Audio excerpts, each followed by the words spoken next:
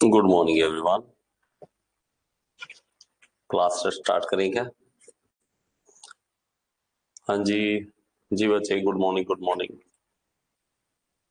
अच्छी बात है जी, बहुत अच्छी बात है। एग्जाम आने वाला है तो चलिए शुरू करें। आपको जो बातें मैं समझा रहा हूँ वो एक्चुअली है क्या, जब आप जेई का एग्जाम देना चाहते हो उस टाइम आपको कुछ बेसिक बातें पता होनी चाहिए, तभी आप जेई के एग्जाम के लिए आगे बढ़ सकते हो। आप में से बहुत सारे बच्चे हैं जो सीधा थर्मोडायनेमिक्स, फ्लूइड मैकेनिक्स, पता नहीं क्या क्या शुरू कर लेंगे और इवन उसके एमसीक्यू शुरू कर लेंगे। ये भी बहुत बड़ी प्रॉब्लम है। आप में से बहुत सारे बच्चे सीधा सीधा एमसीक्यू स्टार्ट कर रहे हैं, उन्होंने अभी कुछ पढ़ा ही नहीं है और एमसीक्यू स्टार्ट कर दिए और बाद में देखते हैं कि सर हमें समझ नहीं आ रहा। रीजन क्या है समझ ना आने का? रीजन यही है कि भाई साहब आपने बेसिक नहीं करे हैं। बेसिक नहीं करे और यहाँ पे आप फंसते हैं। करें 1 मिनट और फिर हम स्टार्ट करते हैं। बाकी बच्चे भी आ जाएं, बाकी बच्चे भी लाइव आ जाएं तो हम स्टार्ट करते हैं। जस्ट होल्ड ऑन 1 मिनट मोर। और जो भी लाइव हैं और बाकी सब ठीक हो, बढ़िया हो। चलिए, अब कल हमने बात की तो लीनियर मोमेंटम की बात की थी। लीनियर मोमेंटम के अंदर हमने पढ़ा था कि लीनियर मोमेंटम का चेंज जो होता है उसी के कारण फोर्स होता है। ये बातें, कुछ बातें हमने बेसिक बातें करी थी।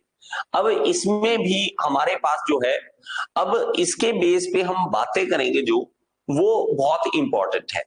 क्या है? देखो, अब हमें इनमें से सीखना क्या है? हमें सीखना है न्यूटन के लॉज को सीखना है। न्यूटन का जो लॉ है, Newton's law of motion, Newton's law of motion. अब ये सबसे पहला क्या कहता है? सबसे पहला फर्स्ट लॉ जो है, फर्स्ट लॉ क्या कहता है उसको बड़े ध्यान से सुनो। जब तक आप उसी भाषा में जाओगे, बुक में से पढ़ोगे, तब तक आपको नहीं समझ आएगा, तब तक आपको लगेगा कि आसानी तो है। ठीक है, क्या कहते हैं? If a body is in state of rest और in motion it will remain in rest, it will remain in rest or motion unless an external external force is applied on it, is applied on it। ये simple सी एक definition जो हमने सबने पढ़ी होती है। जो आप जेई का एग्जाम देने वाले हो, आपने आई थिंक सबने पढ़ी होगी, तो वो कोई ऐसा लगता है कि सर बड़ी बात नहीं है ये लॉ को पढ़ना। जब हम इसको पढ़ते हैं हमें लगता है इजी, सिंपल सी बात है, लेकिन अगर आप ध्यान से देखो, ये बंदे ने उस समय ये बात कही जब आपके पास कोई सैटेलाइट नहीं थे और जब आपके पास कोई रॉकेट नहीं थे, आप बाहर जाके स्पेस में जाके कुछ देख नहीं सकते थे। ये धरती के किसी कोने में बैठकर इसने ये लॉ को डिफाइन किया कि सर ये लॉ नेचर का है। नेचर ये चाहती है कि अगर कोई चीज रुकी हुई है तो वो रुकी रहेगी और अगर कोई चीज चल रही है तो वो चलती रहेगी। ये नेचर का लॉ है। अब आप कहोगे सर, आप मान लीजिए मैं ये वाला आपको पढ़ाया और घर जाके आपने मम्मी को बोला कि मम्मी अगर कोई चीज रुकी है तो रुकी रहेगी और चलती है तो चलती रहेगी, ये हमने आज पढ़ा है। तो मम्मी कहेगी बेटा इसमें क्या बड़ी बात है, इसमें कोई बड़ी बात है, ये तेरी बुक पढ़ी है फिजिक्स की, 1 साल से यही पढ़ी है, इसके ऊपर मिट्टी पड़ गई, ये कौन सा हिल रही है? अपने आप थोड़ा ना हिलेगी।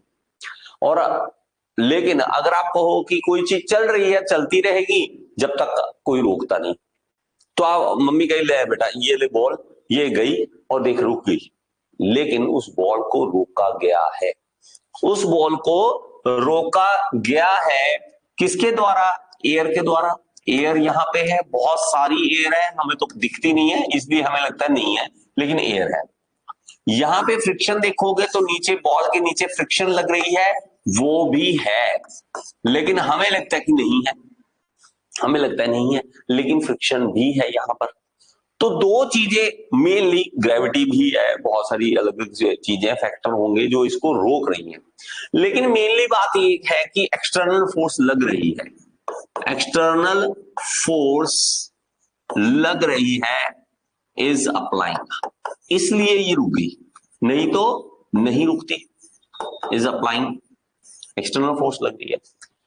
अगर आप देखोगे तो अभी हैरानी जब तक नहीं होती, मैं ये समझता हूं कि साइंस के स्टूडेंट को अगर हैरानी नहीं हो रही तो वो साइंस पढ़ ही नहीं रहा है, वो सिर्फ एग्जाम क्लियर करने के लिए कर रहा है, वो साइंस नहीं पढ़ रहा है। अगर मैं कहूं कि यहाँ पे सन है और यहाँ पे अर्थ उसकी चक्कर लगा रही है और लगातार लगाई हुई है, खुद भी एक जगह पे घूम रही है, ऐसे एक्सिस पे, अपने एक्सिस पे भी घूम रही है और सन के एक्सिस पे भी घूम रही है, और ये पूरा सोलर सिस्टम भी कहीं चक्कर लगा रहा है।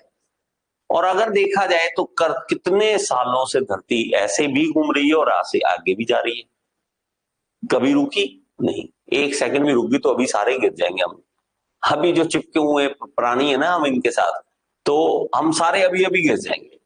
तो अभी ये चल रही है, चलाई किसने वो नहीं पता, लेकिन चल रही है, रुक नहीं रही है। क्यों?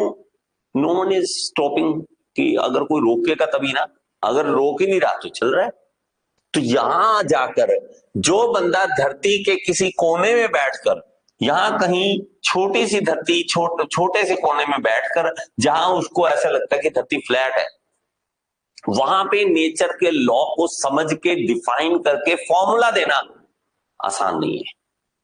और जो इन्होंने समझाया इस तरह से, देखो पढ़ाई को कराने का तरीका कुछ ऐसा ही है मेरा, जब तक आप नेचर को देखोगे नहीं मेरी आंखों से, तब तक आपको कुछ नहीं मजा आने वाला। अब इसी लॉ में से, फर्स्ट लॉ में से एक वर्ड निकल के आता है इनर्शिया।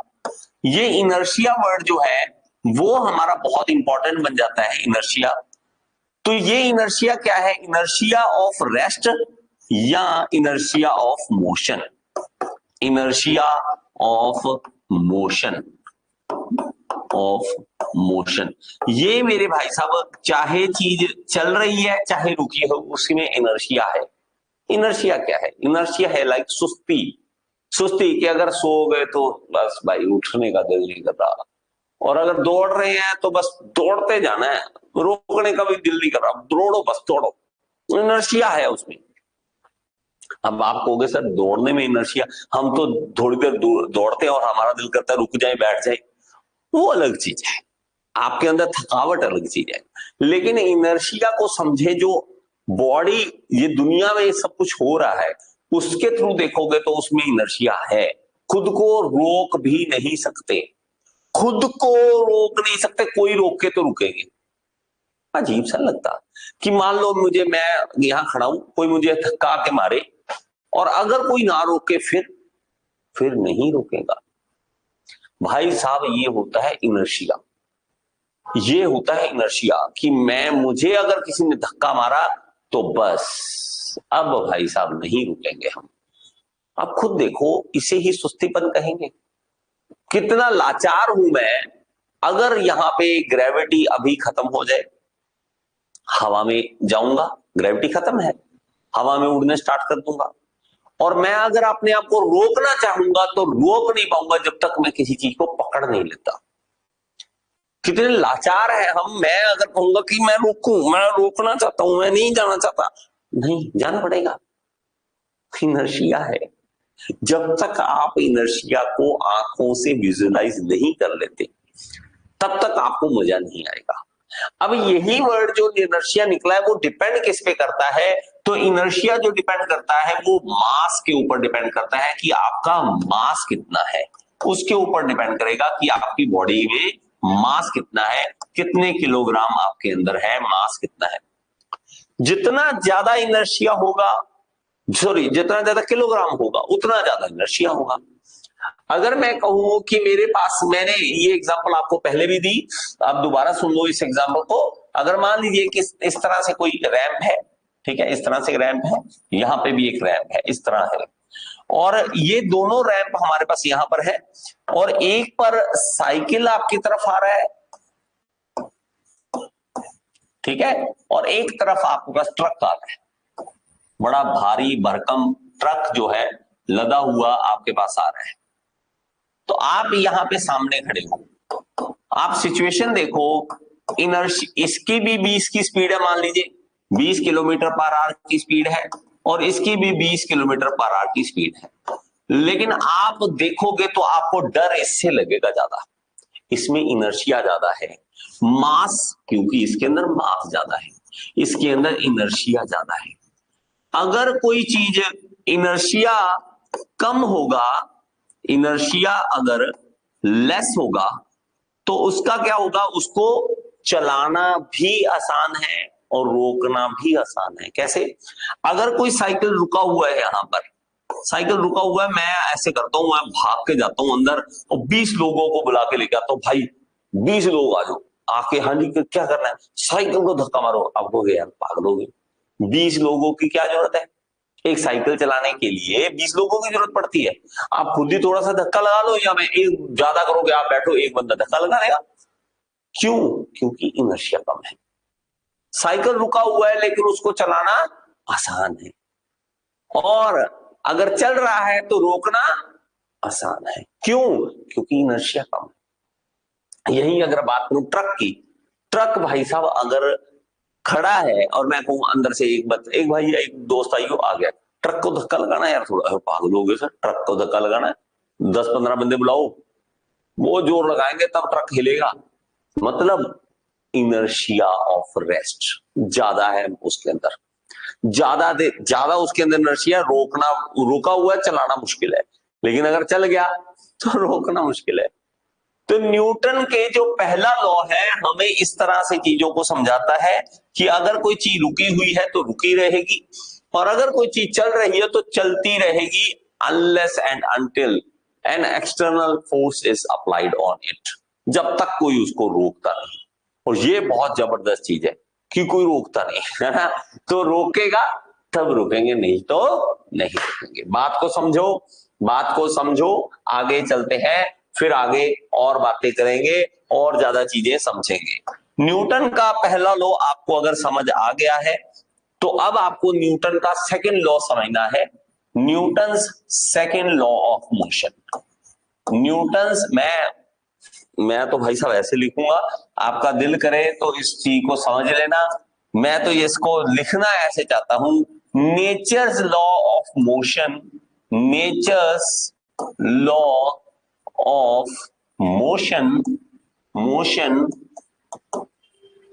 डिस्क्राइब्ड या डिकोडेड बाय न्यूटन।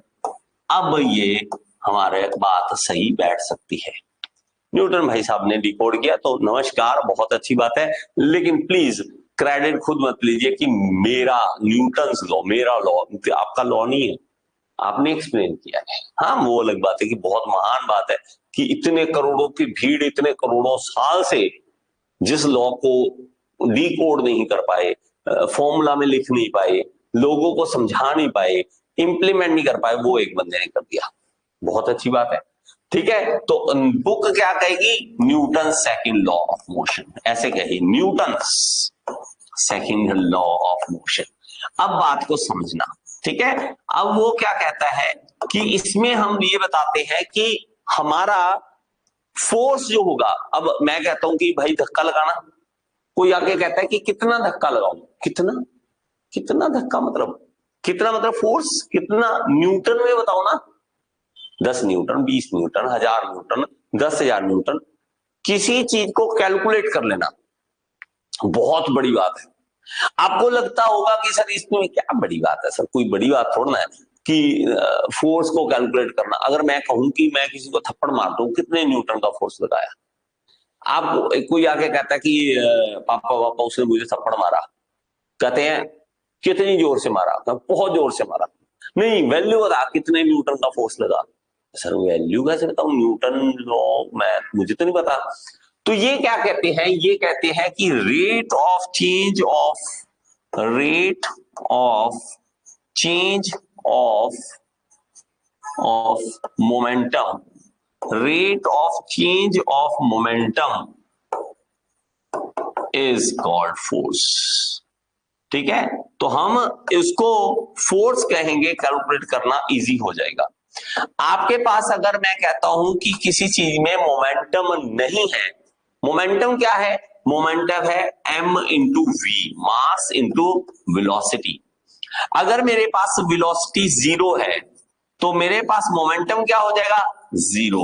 मतलब अगर कोई कार रुकी हुई है, अगर कोई कार मेरे पास है मान लीजिए, और ये स्टॉप है, v जीरो है, तो मोमेंटम जीरो है। अगर मैं इसके ऊपर फोर्स लगाता हूं, यहां से एक बंदा आता है और इसको फोर्स लगाता है, फोर्स लगाने से क्या होगा? इसमें मोमेंटम आएगा। मैं कहता हूं कि वेलोसिटी अगर हो गई 20 मीटर पर सेकंड की, तो मेरे पास मान लीजिए मास था, मान लीजिए 200 किलोग्राम का मास था, तो मेरे पास मोमेंटम पहले जीरो था। अब मोमेंटम क्या हो जाएगा? 200 इंटू 20, तो 4000 किलोग्राम मीटर पर सेकंड, ये हमारा क्या बन जाएगा? मोमेंटम, फाइनल मोमेंटम ये बन जाएगा। इसको चेंज करने में मान लीजिए टाइम लग गया 5 सेकंड का, 5 सेकंड का टाइम लग गया, तो मैं क्या कहूंगा? Rate of change of momentum, change of momentum with respect to time, change of momentum, momentum with respect to time, time के साथ कैसे चेंज हो रहा है। तो मैं कहता हूं 4000 का चेंज आया, पहले था जीरो, टाइम कितना लगा? 5 सेकेंड, 8 5 40, तो 800, तो 800 न्यूटन का फोर्स लगाया गया। देखिए कैसे कैलकुलेट करके बता दिया। तो न्यूटन का सेकंड लॉ हमें इस तरह से समझाता है कि सेकंड लॉ में हम फोर्स को कैलकुलेट करके बताते हैं कि भाई साहब फोर्स कितना लगेगा। बातों को समझो, मैं नोट्स बनवाने को ऐसे ही कुछ भी बुक में से उठा उठा के जिस मर्जी लिख सकता हूं यहां से, लेकिन जब तक आपके पल्ले नहीं पड़ रहा, आपको मजा नहीं आ रहा, कोई फायदा नहीं है। मोमेंटम जब आप पहले नहीं समझे कि मोमेंटम क्या है, तो आगे कैसे बढ़ेंगे? इसलिए पहले मोमेंटम पता होना चाहिए, फिर चेंज ऑफ मोमेंटम पता होना चाहिए, फिर रेट क्या होता है, रेट किस रेट पे, किस हम कहते हैं ना कि जैसे सब्जी का कहते हैं क्या रेट चल रहा है, रेट चलने का मतलब है कि 1 किलोग्राम का बता दे भाई कितना रुपए लगेंगे, रेट होता है। यहां पर रेट विद रिस्पेक्ट टू किसके? टाइम के, टाइम के साथ मोमेंटम का चेंज कैसे हो रहा है। अगर यहीं पे 5 सेकंड थे तो 800 न्यूटन का फोर्स लगा, अगर 10 सेकंड ज्यादा हो जाए, 10 सेकंड हो जाए, तो मेरे पास कितना हो जाएगा? 400 न्यूटन का फोर्स लगेगा। फोर्स उतना कम हो जाएगा, टाइम बढ़ेगा, फोर्स कम हो जाएगा, टाइम कम होगा, फोर्स बढ़ जाएगा। अगर मैं कहता हूं 1 सेकंड में लगाओ, 1 सेकंड, 1 सेकंड में बताओ, तो सीधा हो जाएगा 4000 न्यूटन का फोर्स लगा, 4000 न्यूटन का फोर्स लगेगा, लगेगा। अब नेक्स्ट जो आ जाता है वो है हमारे पास न्यूटन्स थर्ड लॉ। ठीक है, न्यूटन्स या फिर nature's third law of motion या Newton's third law of motion, Newton's third law of motion. तो ये क्या कह देता है? ये कह देता है for each and every action, for each and every action there is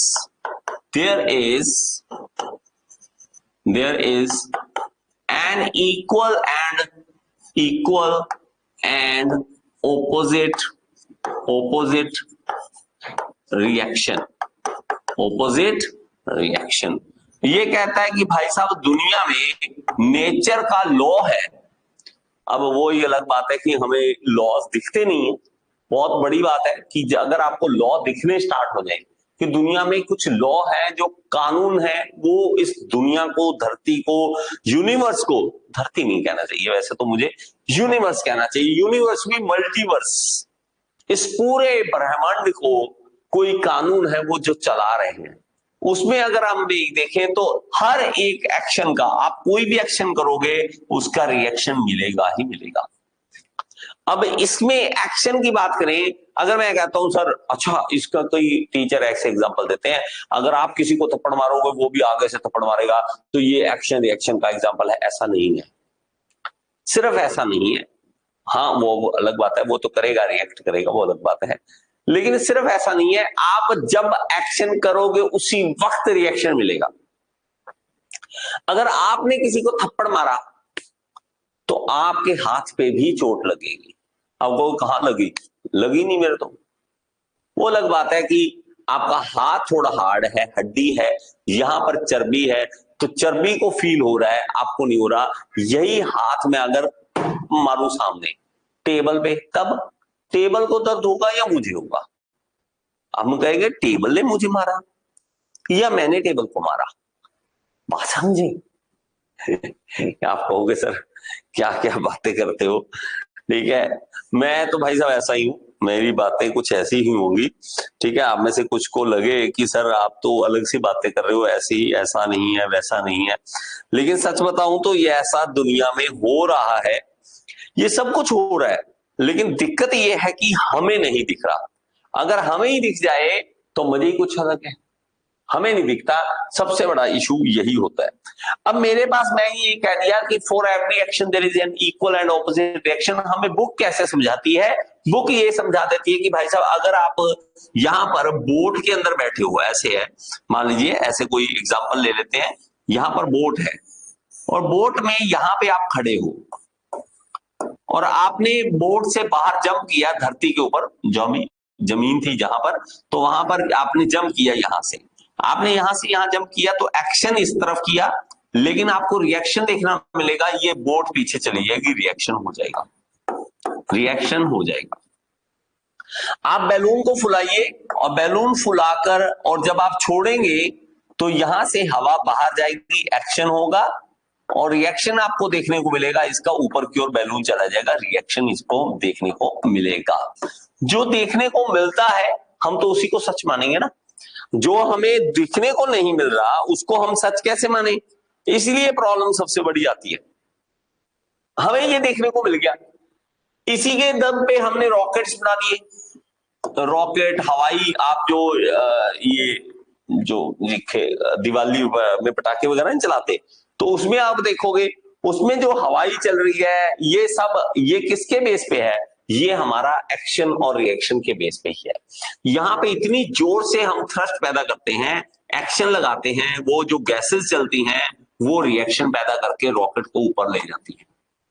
आपका बड़े से बड़ा रॉकेट, जितना मर्जी दुनिया में बड़ा रॉकेट बना लो, आपके रॉकेट, बड़े से बड़े रॉकेट जो होंगे वो चलेंगे न्यूटन के तीसरे लॉ के अकॉर्डिंग ही, वो कभी किसी और रिएक्शन के अकॉर्डिंग नहीं। वो अलग बात है कि लॉ तो भाई साहब इतने लगते हैं ना, इतने लॉ लगते हैं तब जाकर एक रॉकेट उड़ता है, लेकिन हमें जो बेसिक सिखाना है, अभी हमने बहुत आगे नहीं बढ़ना। रॉकेट साइंस नहीं बनानी, आपको जेई बनाना है, जेई बनाना आराम से बन जाएंगे आप, लेकिन बस सुनते रहो।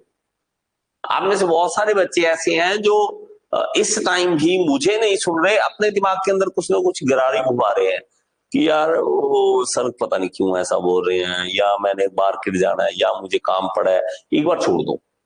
आप सिर्फ सुनो, सुनने का मतलब सिर्फ यहां ध्यान, आपका वो ध्यान नहीं है कि मेरे यार रिश्तेदार ने आना था, उधर सर बोल रहे हैं, वो सुना ही नहीं, पता ही नहीं क्या बोल गए सर, और बाद में कहा यार ये क्या हो गया, है ना। इस टाइम सिर्फ सुनो, सिर्फ मुझे सुनो, तो आपको मजा आएगा। इसी तरह आप देखोगे तो रिकॉयल ऑफ गन, एक हमारे पास एग्जांपल आता है कि मान लीजिए गन है हमारे पास, तो गन से गोली आगे की ओर जाती है, ठीक है, यहां से हमारी जो गोली है छोटी सी, वो आगे की ओर हाई स्पीड पे जाती है, तो हमें रिएक्शन पीछे को, तो हमारे जो कंधा है, कंधे पे जोर से जोर लगता है, जब आप कंधे के साथ लगाते, गन लगा के मारते हो, तो आपको रिकॉयल ऑफ गन देखने को मिलेगा। कई लोगों का पुराने टाइम में ये जो कंधा था वो भी उतर जाता था, उतरने का मतलब डिसलोकेट हो जाता था, वो इशू भी आता था, तो रिकॉयल ऑफ गन है। इसी तरह ढेर सारी आपको एग्जांपल मिले, देखने को मिलेगी न्यूटन थर्ड लॉ के according, first law, second law और थर्ड लॉ, ये न्यूटन ने बेसिक लॉ जो दिए थे। अब बात आगे चलते हैं, आई होप आपने कर लिया हो, एनीवन, किसी का कोई क्वेश्चन है तो बताओ, किसी का कोई क्वेश्चन है तो बताइए प्लीज। एनीवन, किसी का कोई क्वेश्चन है तो बताइए। मैं 2 मिनट वेट कर लेता हूं, अगर आपका कोई क्वेश्चन है तो आप पूछ सकते हैं। इम्पल्स, जी जी जी बच्चे, इम्पल्स में आपको अभी बताता हूं। इम्पल्स बड़ी बात नहीं है, इम्पल्स में अभी आपको बता दूंगा। ठीक है, चलिए। हाँ जी, एक बहुत ही इंपॉर्टेंट बात आ जाती है, ये चलिए इसे लिख लीजिए पहले, इसे कर लीजिए पहले, अगर और भी कोई डाउट है वो भी पूछ लीजिए, क्योंकि मैं आपको बेसिक करा रहा हूं। बेसिक इंपॉर्टेंट है, बेसिक जब आप कर लेते हैं उसके बाद ही आगे बढ़िए। उसके बाद आप चाहे थर्मोडायनेमिक्स करो, फ्लूइड मैकेनिक्स करो, जो भी करोगे। ये फ्लूइड मैकेनिक्स में आप देखोगे तो हमारे पास पानी बह रहा है, उसके अंदर कौन कौन सी फोर्सेस लग रही है, ये सब कुछ पढ़ना पड़ता है। वो पढ़ेंगे किससे? फिजिक्स के बेस पे। चलिए आगे चलते हैं। अब बच्चे का ये कौन सा, इम्पल्स का। ओके, चलिए सुन लीजिए। इम्पल्स का डाउट क्या? इम्पल्स बड़ा आसान है लेकिन हमें मुश्किल कराया जाता है। इम्पल्स, इम्पल्स क्या है? जो फोर्स है बहुत ही शॉर्ट टाइम के लिए जब लगती है उसको हम इम्पल्स बोलते हैं। Force into time, change of time, time की बात कर लेते हैं इस तरह से। ज्यादा एक्सप्लेन, ज्यादा डेप्थ में नहीं जाते हम फिजिक्स के, बहुत ज्यादा डेप्थ में नहीं घुसते हम। धीरे धीरे आपको चीजों को समझाएंगे कि किस तरह से ये चेंजेस हमारे पास देखने को मिलेंगे। अब मेरे पास देखो, इम्पल्स क्या है?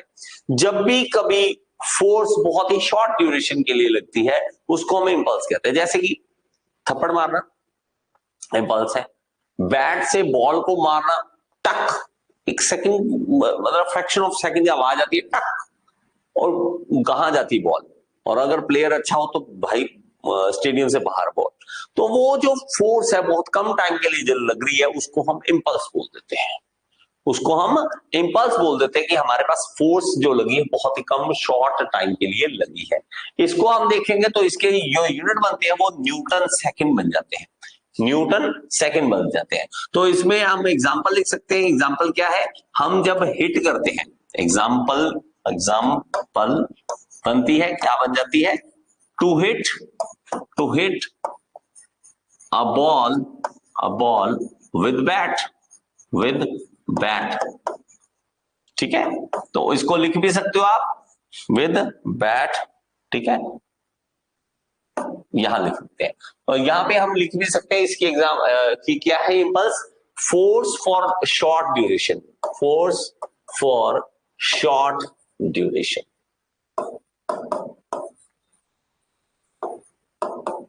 ठीक है, तो आप इस तरह से चीजों को समझ सकते हैं, समझ सकते हैं। इम्पल्स, इम्पल्स और ज्यादा आप लिखना चाहते हो और ज्यादा चीजें करना चाहते हो तो लिखवा लेता हूं, कोई बात नहीं। इसमें आप देखोगे तो न्यूटन सेकंड आ गया। आपको इवन अगर इम्पल्स का वो पूछता है एमएलटी फॉर्म, एमएलटी फॉर्म क्या होगी वो भी आप बता सकते हो। किस तरह से इम्पल्स अगर देखें तो फोर्स इंटू टाइम है, फोर्स अगर देखें तो वो क्या होता है? मास इंटू एक्सेलरेशन होता है, टी टाइम है। अब मैं क्या करता हूं, मास क्या है किलोग्राम में, तो किलोग्राम मीटर पर सेकंड स्क्वायर इंटू सेकंड, तो सेकंड से एक सेकंड कट गया और यह क्या गया? किलोग्राम मीटर पर सेकंड, बस ये बच गया। तो मेरे पास m 1 है, मास क्या है 1, l 1 है, t -1 है। लीजिए, ये हमारे पास mlt फॉर्म बन जाता है। इस तरह से एमएलटी फॉर्म किसी का भी निकालो, आपको कोई टेंशन नहीं है, कोई चिंता की बात नहीं है, एमएलटी फॉर्म निकालना बहुत ही आसान है। ठीक है, चलिए आगे चलते हैं। हाँ, एक इसमें आगे एक और बात बहुत ही जरूरी जो है वो समझने वाली है। वो क्या है? वो है हमारे पास एक बात समझने वाली। एक होता है हमारे पास एनर्जी, एनर्जी, एनर्जी जो है वो बहुत तरह की एनर्जी के ऊपर तो मैं जितनी देर बोल कहोगे उतनी देर बोल सकता हूं। हमें लगता था एनर्जी बस एक छोटी सी लाइन है और कुछ नहीं है। एनर्जी टू डू, एनर्जी क्या है कि कैपेसिटी टू डू समथिंग, अगर आप कुछ काम करने की आपकी क्षमता है तो आप में एनर्जी है। एनर्जी कहाँ नहीं है? कौन सी ऐसी चीज है जिसमें एनर्जी नहीं है?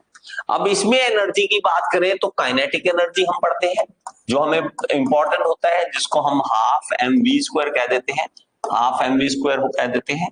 Half m v square mass जो है, मतलब हाफ के तो क्या लिखे, ऐसे लिख देते हैं, यूनिट्स लिख देते हैं इसके। मास क्या है? किलोग्राम। ये क्या है? मीटर पर सेकंड का स्क्वायर, स्क्वायर। अब अगर आप देखोगे एक बहुत ही इंपॉर्टेंट बात देखने को मिलती है, अगर आप वर्क देखोगे, वर्क क्या होता है? वर्क होता है force into displacement, force into displacement. ये हमारे पास जो होता है वो वर्क का एग्जांपल फॉर्मूला होता है वर्क का। वर्क देखोगे तो mass into acceleration into displacement. अगर आप इसकी यूनिट्स की बात करोगे तो वो क्या हो जाएगा? किलोग्राम मीटर पर सेकंड स्क्वायर इंटू मीटर। तो ये क्या बन गया? किलोग्राम मीटर स्क्वायर पर सेकंड स्क्वायर। एक बार देखना, दोनों सेम है, दोनों ही सेम है। इसी तरह हम देखते हैं तो पोटेंशियल एनर्जी भी जो देखो, पोटेंशियल एनर्जी जब देखते हैं तो वो क्या होती है? mgh। mgh ये क्या है? किलोग्राम मीटर पर सेकंड स्क्वायर और इंटू मीटर। तो ये क्या बन जाएगा? किलोग्राम मीटर स्क्वायर पर सेकंड स्क्वायर। एक बार प्लीज चेक कीजिए, ये और ये तीनों ही एक जैसे हैं, तीनों ही एक जैसे हैं। मतलब आप एनर्जी को वर्क में कन्वर्ट कर सकते हो, एनर्जी को वर्क में कन्वर्ट कर सकते हो और वर्क को एनर्जी में कन्वर्ट कर सकते हो, एनर्जी में कन्वर्ट कर सकते हो। बात समझे? हाँ जी भाई साहब, बात समझे या नहीं? प्लीज जरूर बताइए, जरूर बताइए। ये आपको बेसिक आइडियाज कि ये मैकेनिकल इंजीनियरिंग, चाहे इलेक्ट्रिकल इंजीनियरिंग, चाहे सिविल इंजीनियरिंग, ये इंजीनियरिंग चल किस बेस पे रही है, हमने पढ़ना क्या है, पहले ये चीजें पढ़नी है फिर आगे जाना है। बहुत सारे बच्चे ऐसे होंगे, सर फिजिक्स क्यों पढ़ा रहे हो, फिजिक्स क्यों करना है? करना बहुत इंपॉर्टेंट है, बहुत इंपॉर्टेंट है। ठीक है जी, चलिए बहुत अच्छी बात है, आपको समझ आ गया। और क्या चाहिए हमें? इससे ज्यादा हमें और कुछ चाहिए भी नहीं है।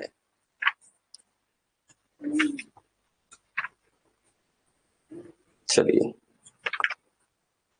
आपको छोटे छोटे फॉर्मूले, छोटे फॉर्मूला बेस पे आपको न्यूमेरिकल करवा दूंगा, जिसके बेस पे आपको टेंशन खत्म हो जाएगी। छोटे छोटे, ज्यादा बड़े फॉर्मूले, ज्यादा बड़े न्यूमेरिकल नहीं आते हैं कभी भी इसमें, कभी भी इसमें नहीं आते हैं। ठीक है, आपको जितने देखने को मिलेंगे बहुत ही सिंपल और शॉर्ट आपको देखने को हमेशा मिलते हैं। ठीक है, चलिए थैंक यू सो मच। हम दोबारा मिलेंगे नेक्स्ट क्लास में और इसी तरह मेरे साथ करते रहें classes. Thank you so much.